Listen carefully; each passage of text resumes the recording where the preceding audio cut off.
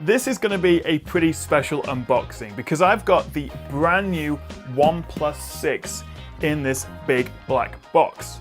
Well, I hope it's the OnePlus 6. It doesn't actually say what it is on the box, but if it's not, this is going to be a very disappointing and a very short video. Now I should say that this is I made quite a lot of noise. This is a reviewer's guide box. The actual phone, which you'll see in a minute, is what you're going to be able to buy. So inside, we've got the Never Settle logo. We have a little booklet for the speed you need on the OnePlus 6 reviewer's guide. A nice little, very fancy, very glossy booklet telling me all the good things about the new OnePlus 6, but we'll get into that in a bit. So, reviewer's guide, very nice. And inside we've got a whole bunch of cases. How many have we got? We've got 1, 2, 3, 4, 5 different cases. I'm not sure I'm going to need that many, but it is nice to have the option. I quite like the one from last time I used, a carbon fiber one. So I might use this for the phone. But let's put the cases with the reviewer's guide and get to the phone. So as I take off the plastic, I can see that I've got the OnePlus A6003 in mirror black with 128 gigs of storage. And I believe that's also the 8 gig of RAM version. It's going to come in 3 different models with 6 or 8 gigs of RAM and either 64, 128 or a whopping 256 gigs of storage. So there's a few different variants you can go for. Here we go. Are you ready? Oof. There we have it. The OnePlus 6. First things first, a notch. This is one of those edge-to-edge screen phones, and we have the infamous notch. Love it or hate it, we've got one. It feels really nice with rounded corners, bit of a rounded edge, not too heavy, I think about 177 grams, 7.7 millimeters thick, I believe. So yeah, really good looking phone. Let's put the phone to one side for a moment, see what else we do get in the box, because this is an unboxing. I think you're supposed to look in the box. And that's it.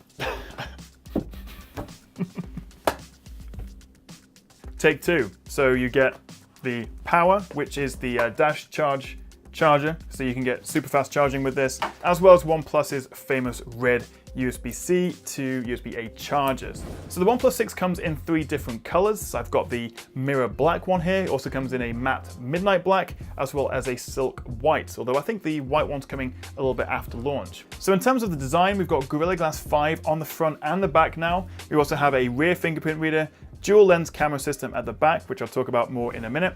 So no buttons on the front at all, although we do have the little notch at the top for the speaker and the front selfie camera.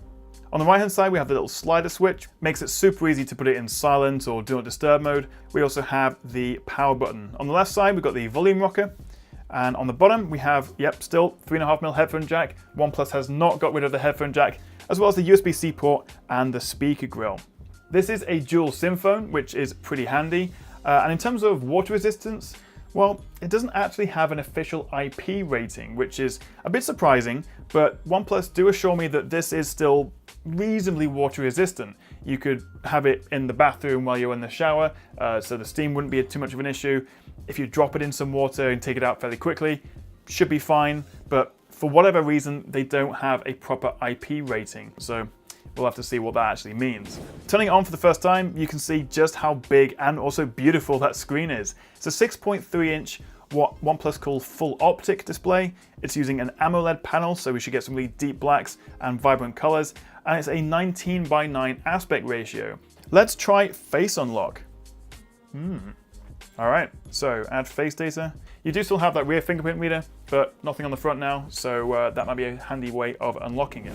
And there we have it, the homepage of the new OnePlus 6. So this is running Oxygen OS based on Android 8.1. And what OnePlus say they're really going for with this phone is a smooth and fast experience, keeping all the bloatware to a minimum, anything that's going to slow it down, getting rid of it, which I really do appreciate that that's the angle they're taking. To create a really fast phone is, well, good news.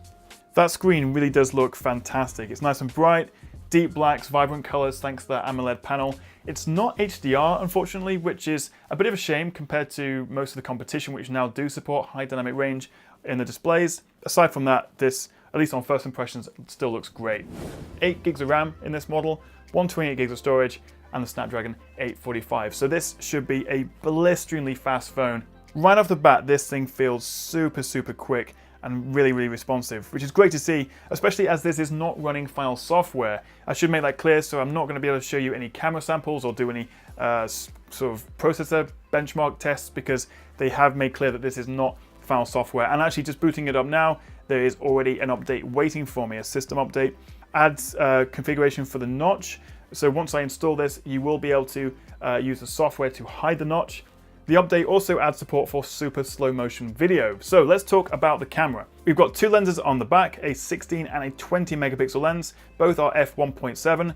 The sensor size is 19% larger than the OnePlus 5T, so it should let in a lot more light, better for low light photography.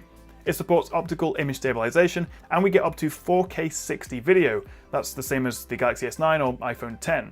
So yeah, unfortunately I'm not going to be able to share these pictures with you just yet. I will of course be doing a full review and camera comparisons with the OnePlus 6 after the embargo, so do make sure you subscribe and stay tuned for that. Thanks to the dual lens setup, we do get a portrait mode option, which is pretty handy and I'll be testing out. And we do also get slow motion video. It's not as slow as the 960 FPS you get on the Galaxy S9 or the Sony XZ2, but it's full HD at 240 FPS, which is fine. And first impressions, it looks good.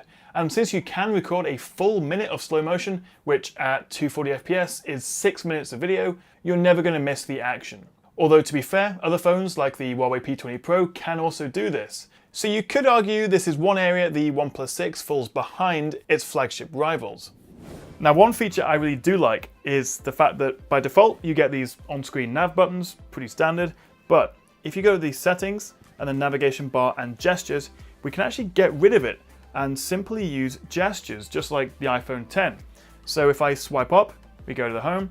If we swipe up and hold, we get recently used apps. That is pretty neat.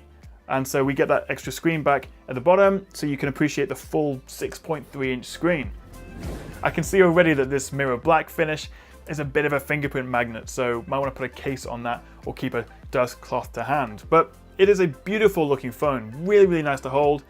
It does look a lot like the Porsche design Mate RS I used the other day, especially from the back, but that's a €1,500 phone. This, well, we don't know exactly how much this is going to cost. The OnePlus 5T, the base model, starts at £450. I expect this will be a slight premium because we've got the latest specs, a new design. This is a flagship phone. I would expect this to be around £500 for the entry-level model, going up to $550, maybe up to $600 for the 8GB, 256GB storage option. And it should be available to order right now, and OnePlus do also have quite a generous upgrade program if you have one of their old phones and you want to trade it in for this bad boy.